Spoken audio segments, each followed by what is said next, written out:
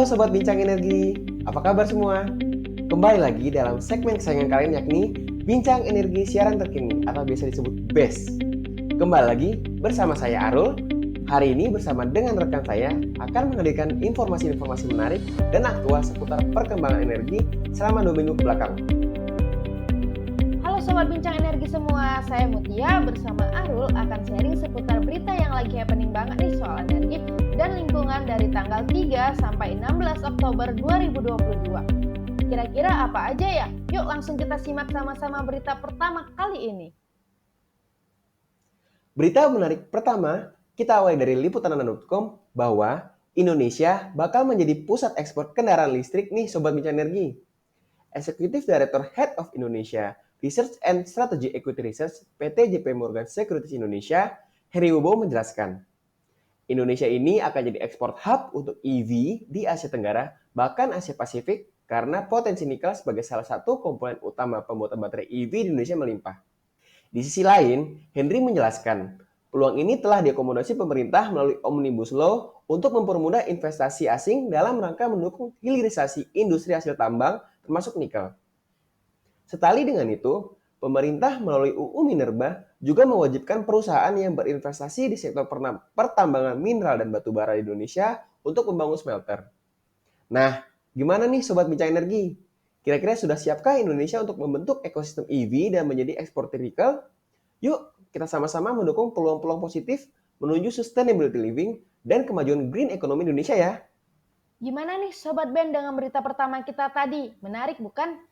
Berita selanjutnya masih terkait dengan EV atau kendaraan listrik nih Sobat Ben.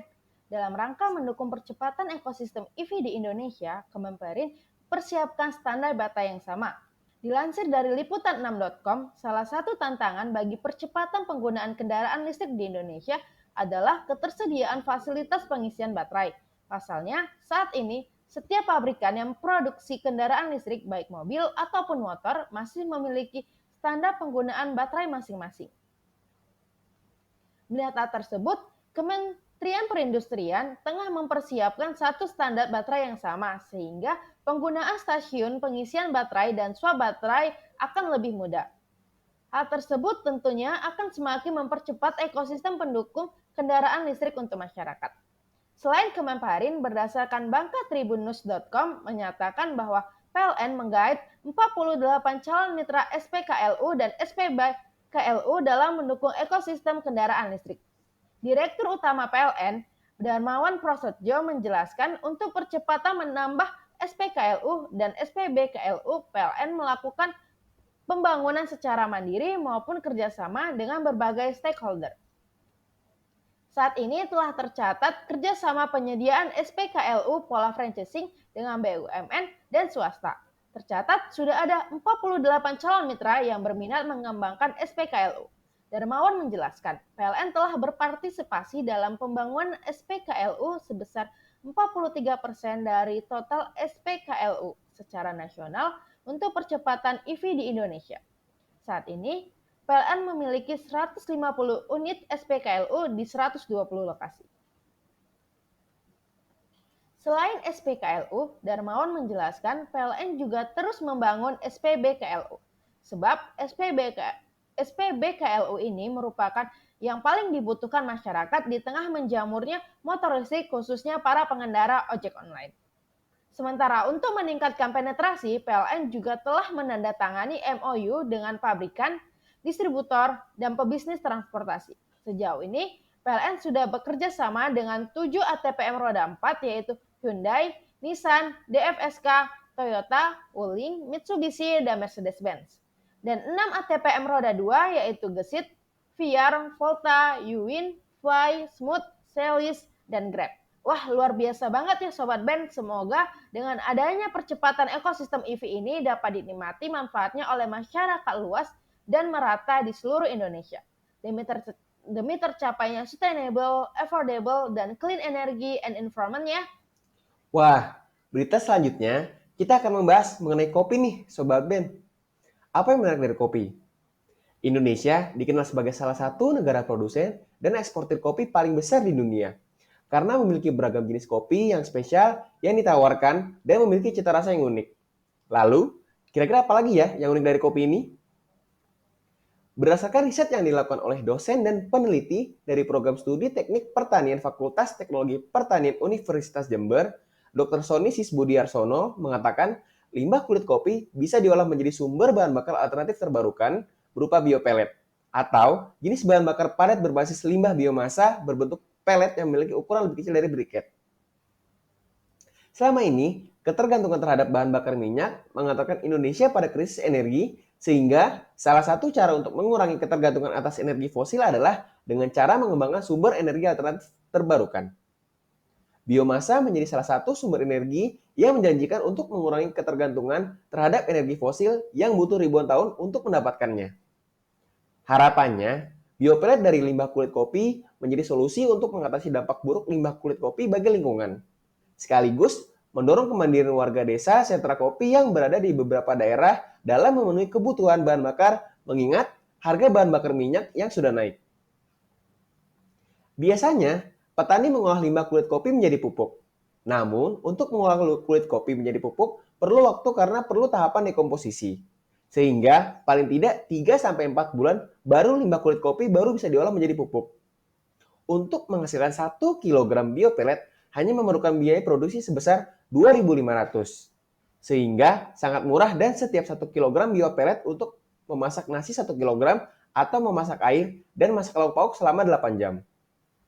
Dari hasil hitung-hitungan yang dilakukan Dr. Teknik Pertanian lulusan Humboldt University Berlin, Jerman, mengatakan dengan memakai biopelet akan ada penghematan sebesar 25% daripada menggunakan kompor dengan sumber BBM berupa LPG. Nah, gimana nih Sobat Bincang Energi? Ternyata ampas kopi banyak manfaatnya ya, sebagai alternatif bahan bakar pengganti BBM. Sobat Ben, gimana berita-berita seputar energi tadi? Tidak terasa nih, kita sudah sampai ke berita terakhir di BES kali ini. Berita kali ini datang dari headline news liputan6.com yang menyatakan bahwa hadapi resesi global, pangan Indonesia kuat, tapi sektor energi tergantung impor.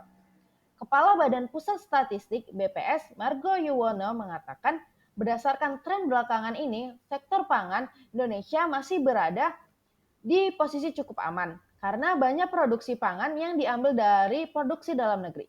Dengan amannya pasokan pangan dari dalam negeri, artinya ketergantungan terhadap produk impor bisa ditekan, sehingga potensi pelemahan ekonomi akibat dari menyempitnya rantai pasok global di bidang pangan diproduksi akan cukup rendah.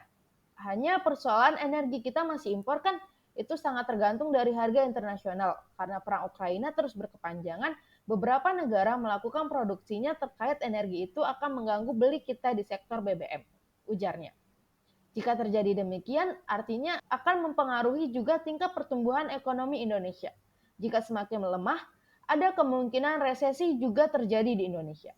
BPS mencatat kalau inflasi sebesar 1,17%, sementara secara tahunan sebesar 5,95% atau tertinggi sejak 2014. Margo mengatakan tingginya inflasi masih akan terjadi beberapa bulan ke depan imbas kenaikan harga BBM subsidi. Dia juga mengatakan jika inflasi terus menunjukkan angka yang tinggi, maka akan berpengaruh pada daya beli masyarakat. Dengan begitu, akan mengganggu tingkat pertumbuhan ekonomi Indonesia. Berdasarkan komponen, inflasi harga diatur pemerintah mengalami inflasi sebesar 6,18%, sehingga inflasi tahun kalendernya mencapai 11,99%.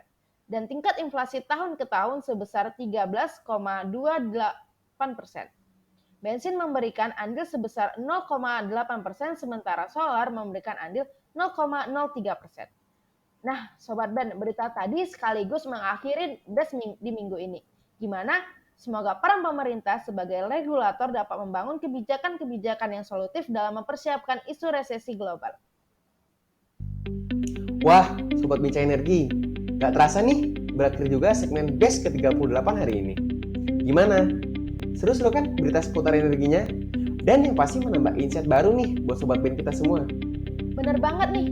Tentunya di sini kita juga ingin mengajak Sobat Bincang Energi untuk nggak ketinggalan acara-acara dari Bincang Energi yang pastinya seru dan inovatif banget.